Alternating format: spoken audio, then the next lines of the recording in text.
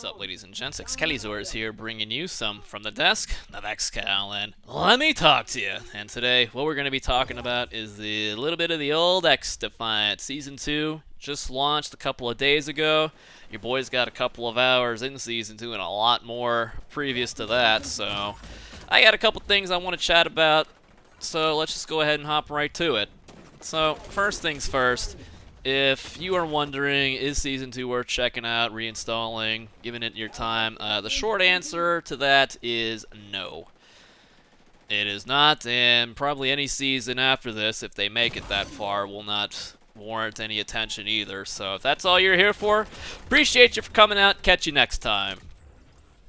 And so it's been curious to, you know, play this game as long as I have. I'm just short of 70 odd hours.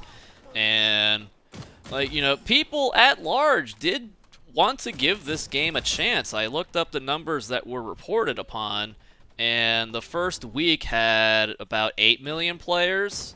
Check this out, with the first 2.5 hours of this game being launched, had 1 million unique players, which is a Ubisoft record. And from my experience personally, playing in the mouse and keyboard lobbies exclusively up until, you know, day 2 of Season 2, is that I was recognizing the same players on a day-by-day basis, on a week-by-week basis. So, I mean, it fell off hard, it fell off quick, with some of the numbers being, you know, theorized that, you know, it's had a 96% drop-off. And you know, it's a shame, and that's really, you know, what I want to talk about is, you know, why did that happen? And I think it's because, you know, you really only get one chance to make a first impression, especially in, you know, today's day and age of video games. And what most people saw within the first hour, an hour and a half, is pretty much all you needed to see from XDefiant.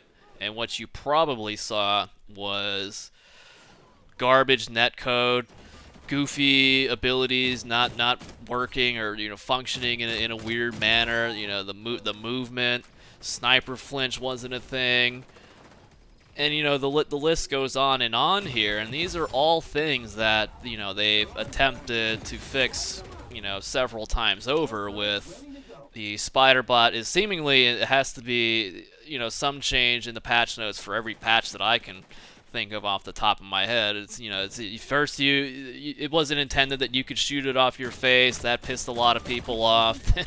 So then they brought it back, but it didn't work, so they had to adjust that again.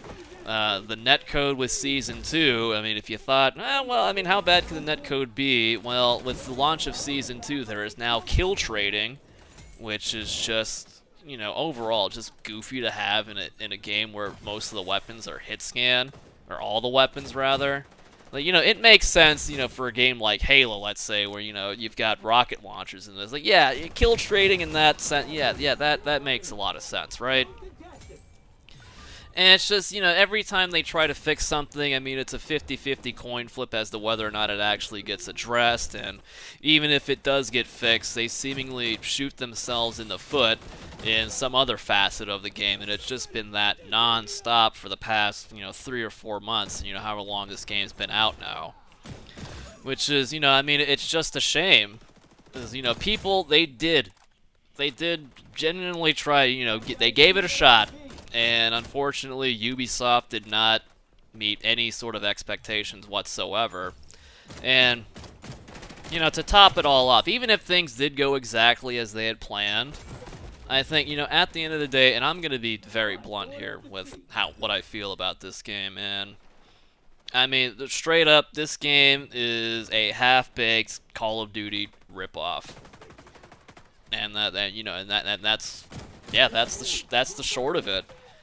Like, this game does nothing, it brings nothing to the table that hasn't been done or will be done in the future at all. Like, there's nothing about this game that stands out.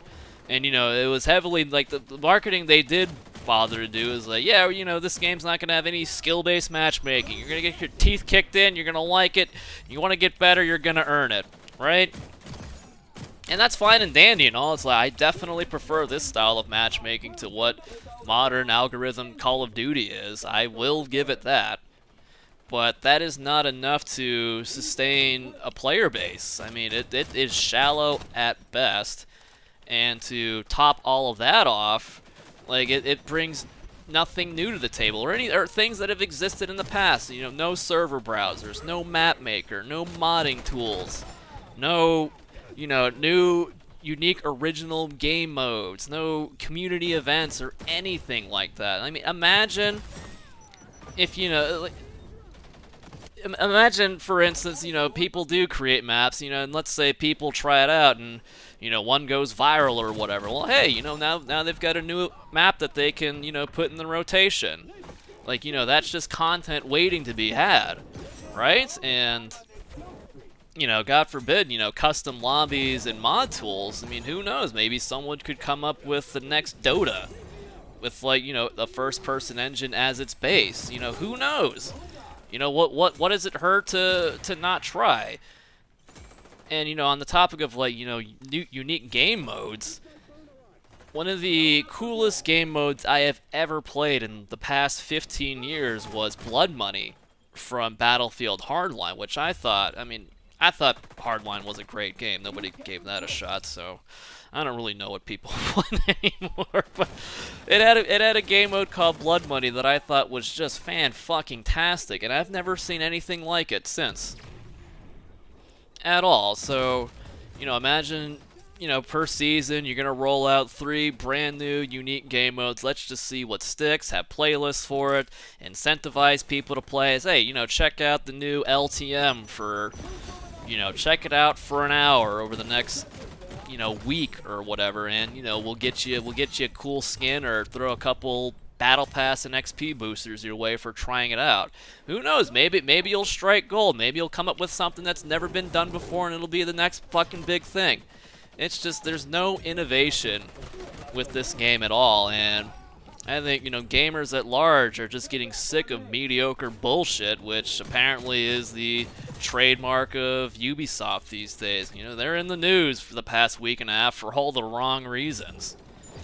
I mean, their 2 major quadruple A releases this year are getting compared to a game they made 10 years ago in Black Flag. Which is, you know, how does that happen? Like, how do you go backwards? How are your games 10 years later bereft of anything new and exciting? And it's never a good thing when your game is getting compared to an old game in your own fucking library, and it is better. that is just a masterclass in fucking up.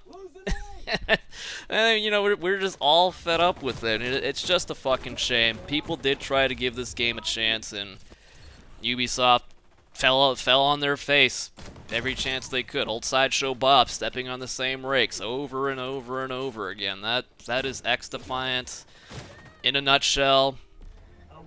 I mean, better luck next time. Maybe you'll get it right for XDefiant too if Ubisoft is even in business anymore at that point. I mean, my god.